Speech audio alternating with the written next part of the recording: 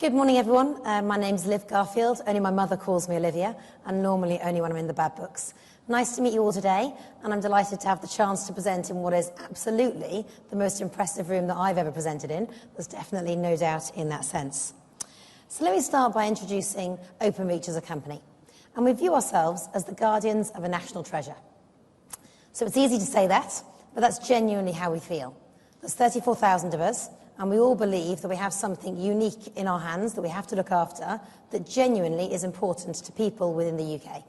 I think that's a dynamic that's changed in the last few years. It used to be functional to have access to certainly a phone line and then moving to broadband. It's now much, much more than functional. It's a need if you ask the local population in any town, city or hamlet across the whole of the UK. Now, there are many stats I could have chosen to spend time on today. I could share a couple with you now. You wouldn't believe, in order to look after what is a national treasure, it requires a fair amount of effort, and it certainly has some interesting numbers. 3.5 million telegraph poles to be looked after, as one example. 90,000 cabinets is another example of what it takes to look after a national treasure. 23,000 commercial vehicles is a third interesting stat to give you a sense of what a national treasure feels like. But instead, what I chose to spend my time on today is what I often refer to as my third baby, and that's to talk about fibre. So in my outside of work life, I've got 2 boys. Inside work, I've got my third child, which is super fast broadband, which I guess I often interfer to as fibre. So let me show you an image of the 34,000 people looking after the national treasure. This is an image of one, just to give you a sense. I'm the second, so you've met 2 of us already today. And let's jump on to have a think about fibre broadband and our ambition around it.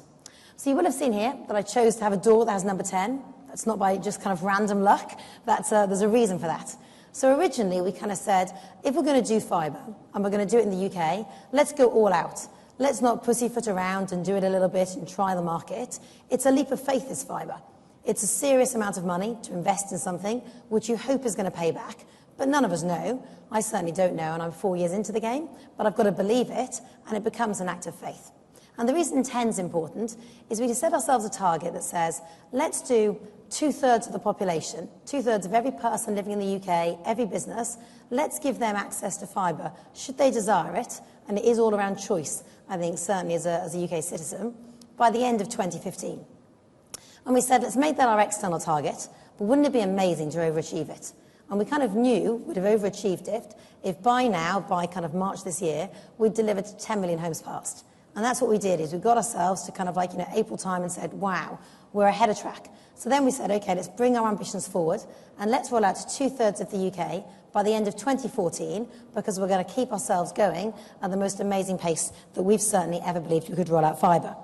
It's been colossal. It's required thousands of hard-working men and women across the UK to make this progress, but as it stands today, considerably north of 11 million homes, which is amazing, and shooting our way forward to the 2/3 by the end of 2014. But actually, I don't believe it stops at 10. I believe the number that everyone's now talking about, as this seamlessly morphs in the door, is now 90. And the reason 90 is important is that we're beginning to get a very strong sense that every single person in the UK wants to have that choice. It's not enough for someone to decide that you live in an area that isn't commercially viable. Now, we are a commercial organisation at the end of the day.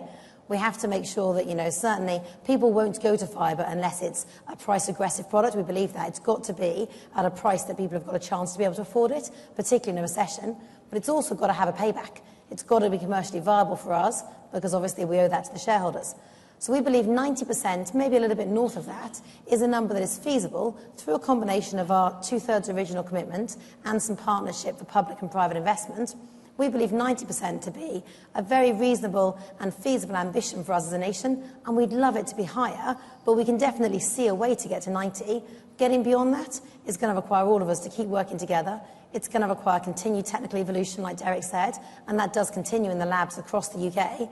As a nation, we're proud investors in R&D, and we continue to be so, and it is going to require all of those labs across the country and all of us to come up with bright ideas to keep things like this continuing to even greater achievements. So why do we think it's so important? Why am I so fired up and passionate about the world of fibre? So I thought I'd show you this slide. You might be thinking, fruit and veg, has she got the wrong presentation? And instead, I promise you, it is the right slide. The reason for fruit and veg is that a while ago there were lots of surveys in the papers, and they tried to estimate, in a recession, what do we think is important? And what came out of it is that in a recession, some things have become higher in importance and some things have changed. And we now as a nation, and it's not terribly healthy to confess it, but as a nation, we would far rather give up fruit and veg and just say, forget that in its entirety, and have access to broadband. And that just shows, and as I said, it's not necessarily amazing for the future health of the population, but it is an incredible transition of what you would have found even just a couple of years ago as to what people perceive as being essential, a need. And we honestly now believe that it is essential. It's not a nice to have, it's an essential in terms of access for people's rights. Now, the good news is it's definitely linked. Broadband usage, broadband take-up, and the fact that we have broadband so well covered across the UK is absolutely linked to our economic regeneration, which we know is something that we all in the room are passionate about trying to achieve. So we can see quite clearly in lots of studies that if people spend an extra £1 on having access for their business, they can see that payback literally every single year thereafter for the next 14 years. So you will see the gross added value richly comes back from the fact that we're becoming such a strong broadband nation. Another interesting stat is there was a recent report from Regeneris, and Regeneris estimated that just the investments we made so far already in London alone as one city in superfast broadband will create 26,000 jobs, both in terms of business creation by having higher speeds, but also in terms of improved business performance by the fact you can be more productive. If we begin to replicate that across 90-odd% of the UK, that could make us a very powerful nation in terms of jobs recreation. That's one of the reasons that we believe that it actually is an essential for the UK economy, even if it is also perceived as a social essential by the people living within the UK. But it's not just in business terms. To walk you through a couple of other thoughts just briefly in terms of images. It's certainly important for social inclusion. We're finding, I guess, there used to always be the images of, silver surfers being a new generation of people, taking the broadband to their heart, and that certainly continues. So the silver foxes are growing in number, and it's no longer kind of something which is split generationally. Broadband is essential to all, regardless of age and certainly regardless of where you live. Another image that brings out how essential it is the fact that if we are going to really move towards being a much greener economy, which is also a clear priority, I think, globally, then we need to make sure that we're planning for that future now. One of the things that we're trialling at the moment is electric vehicles, just a few vans, but it gives you a sense. Actually, the reason I believe fibre is so important is people can homework. Suddenly, there's not the same essential to do as much travel because you have the speeds that you'd have at the office at home. It's also evident that if you have access to fibre, we know that it's an installed product, it's the chance for people to make sure that they get really good service on day one. We can see over time a much reduced fault rate. That again means less truck visits. If we reduced 130 truck visits, that would actually reduce a tonne of CO2. It just gives you a little sense of how fibre actually becomes omnipresent across society in terms of achieving lots of the targets. Another example, again, that kind of came to mind when putting together the presentation, I guess links back to what Derek just said, which is around e-health. We all have seen many case studies and stories of the fact that you don't need to travel as far in some remote areas if you have access to experts. If you have the chance to maybe monitor yourself rather than going into a doctor's surgery where you've got a higher chance of picking up more germs, then maybe home monitoring and health access is again something that higher speed access will give chance to. Another image, which is my favourite in the deck, and clearly is topical right now, is the fact that it's social interaction. I'm sure all of us were watching the opening ceremony from TVs, from smartphones, or some in the stadium itself. And I think this is certainly, the two kind of like amazing images of the opening ceremony was the Queen parachuting. I didn't think that was so evident maybe in this building. I thought that was maybe not the image to go for. So I went for this image. And what it shows here is the proliferation of smart devices just continues across the nation. We're right at the forefront of this. And certainly having high-speed access and fibre access to it is something that goes hand in glove. I see that he's being, complementary, not substitutional. That's where we've seen the world evolve over the last couple of years. So again, being able to have, broadband access across as many devices as you so desire at speeds that are world-class is something this economy will absolutely benefit from. So having looked a bit at the macro picture, a bit at the desire, it's worth just giving you a few case studies, because I often think in presentations it's either a killer stat or it's a case study that you remember. So I thought I'd opt for case studies, since I guess, as we've said earlier, a lot of the killer stats maybe have been stolen already. So I could have chosen an image which showed how well we're doing on fibre rollout. I would probably have gone for one which had a map and had loads of dots and showed people's lives lighting up. But instead, I chose to show you this chap. This chap's called Jake. He's 8 years old. He actually lives in a little hamlet in Trispan in Cornwall. And what it shows is his Christmas present. He'd asked Father Christmas, not quite for fibre, but he'd asked him for a Sony PSP that would work from home. He was living in a not spot, had no access at all, so there was no point his parents buying him one or Father Christmas delivering one. So instead, he was sat there being the only person going to his local village school that didn't have access to, I guess, gaming the modern world. So we were able to provide that.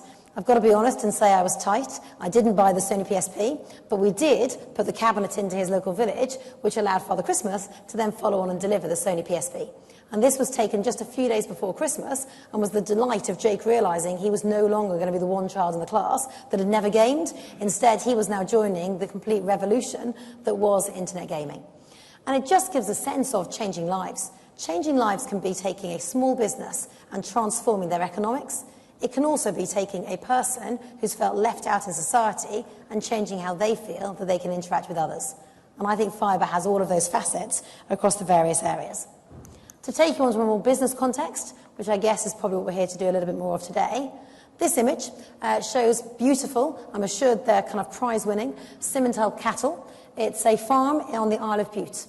And this particular chap, a farmer, used to spend an immense amount of time and cost and energy trying to work out he had to get his cattle over to the market, hope the prices were going to be good on that particular day. If not, spend the cost of bringing that cattle back. Not good for the health of the cattle, not good in terms of cost base. And that's because he didn't have access to broadband at all. And so we were able to use some whizzy technology which provided him access straight into the ring. He can now sell his cattle virtually. It means he doesn't have to take them with him. They can see tours of his cattle from here. He's able to check the market pricing and choose the right moment at which to sell. That's the kind of revolution that will happen across the entire farming industry over the course of the next couple of years as the digital evolution in the UK continues. So I thought, again, an interesting example. The most interesting example, though, from the Isle of Bute actually isn't the farmer. It's the landlord of the local pub. And he believes that it's been a total game changer, to use his words, because he used to have the situation whereby very limited stock, very expensive because he'd only be going to one venue, buying something, and that was it, wasn't able to shop around. Now that he's got access to the internet to be able to keep his eye out on constant different suppliers and different prices, he's been able to double the range of beers that he stocks, very popular in the island, and he's also been able to make sure that the price he's been paying has considerably improved, helping his margins, meaning he's a much more sustainable business going forward. Again, it's about job creation, but it's also about job defence. I think in any climate right now, and being able to defend someone's job through increased profits through the world of digital evolution has got to be an ambition that all of us can feel slightly better about. So my next image gives you a sense of how complicated it's going to be if we're actually going to fibre across the UK. So this is St Michael's Mount, beautiful image. It shows you that we managed to get fibre in just before the tidal causeway situation got overrun. But you can imagine this is the grappling of what you're looking at. It is truly a coast-to-coast rollout. And it brings with it all of the nuances, the intricacies, and of course making sure that we get it right on time on a particular date, not least for weather conditions in this particular circumstance, and it is genuinely a coast-to-coast rollout that we're grappling right now. The only way to do this is to do it through a combination of public and private when you take an example like this. Clearly, private money is not going to be able to get fibre broadband to pay back in for St Michael's Mount. It's just never going to happen. Instead, it's a combination of that public-private fund which can make that a reality for parts of the country where originally they wouldn't have ended up on the rollout plan. You might well have seen a few headlines recently in terms of some parts of the country that have stepped forward and said, we're ready, we're ambitious, and we want to lead the way. Wales is one. 96% coverage across fibre across Wales was a recent announcement that they made to their citizens. You might also have seen North Yorkshire. North Yorkshire is the most rural county in the UK, and they've also now got themselves organised to be able to roll that out across the vast majority of their particular location as well. And the reason it comes back to is about jobs. So the reason both of those areas, one nation, one county, are stepping forward isn't because it's going to make them popular. I'm sure it'll make them more popular as a local entity, but it's more the fact that it's jobs. It's around taking investment in something which has a more guaranteed payback. In Wales, for example, we're seeing hundreds of new jobs being created, and we're also seeing over 900 young people get work experience as a result of that partnership deal.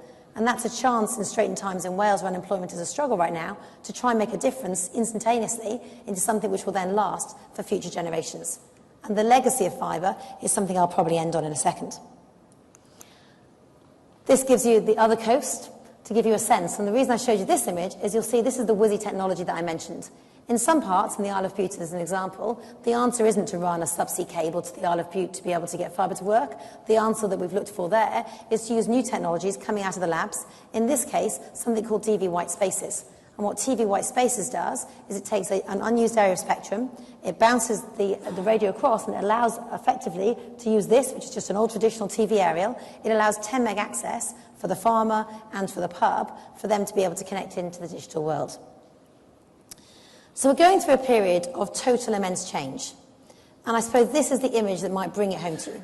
So this is the last time that we had the Olympic Games in the UK, and these are the official press facilities. So this is the image that we had in archives to show it.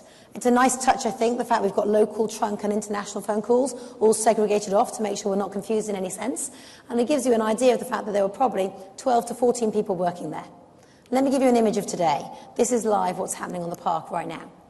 So we took a photo without everyone in it because it's tidier, but 27,500 people are in the press centre right now for this Olympic Games. And it shows you the complete evolution during the course of the last time, between the last Games you hosted and this one. It's just a complete tidal wave in terms of shift of mindset. A totally different beast, I think we can all agree. So to end, it's about a legacy. So the legacy that we're trying to create, and we've been actively involved in the Olympic Games, we're kind of like, touching all wood and proud at the same time of the fact that we're finally here, and it seems to be going, well, certainly much better now we've got some golds under our belt, but certainly seems to be something we can all be proud of. To give you a sense of the stats of what we've been doing to get ourselves ready for this over the last couple of years, 19,000 fixed telephone lines, 52 kilometres of new duct with fibre and copper going to 94 separate venues. We've also installed 100 meg fibre into over 3,000 athlete apartments. I'm delighted they are actually using it because I was slightly nervous I was going to be left with kind of like limited usage, but they are using it, which is great news. And we've also made sure that there are going to be 6,000 homes regenerated afterwards as a result of the site, and they'll also have fibre. This has been a significant focus. It's been an area of us to have some pride in. It's one project amongst many, but it's certainly the most visible for all of us for the next couple of years. We've been very proud to have been not only involved in terms of putting in the physical infrastructure, but also to have been involved with the fact that we've had many volunteers there, and we've been actively involved in terms of helping for recognition and to shape the purposes of where communications goes. So I've tried to give you a sense of what fibre can do. I've tried to give you a sense as an economy as to how I think this will help regenerate the UK, as to why it makes it a great place to invest, as well as a fantastic place to live in the future, even better than it is now. We're seeing how powerful communications can be. We're currently delivering the most connected games that anyone could have imagined, and certainly 8 times more connected than Beijing, which again is a fascinating stat in such a short space of time. So I hope you all get the chance to enjoy the games during the course of time that you're here, but I suppose right now I'll hand back to make sure that we continue with a bit more work before we move on to that particular moment.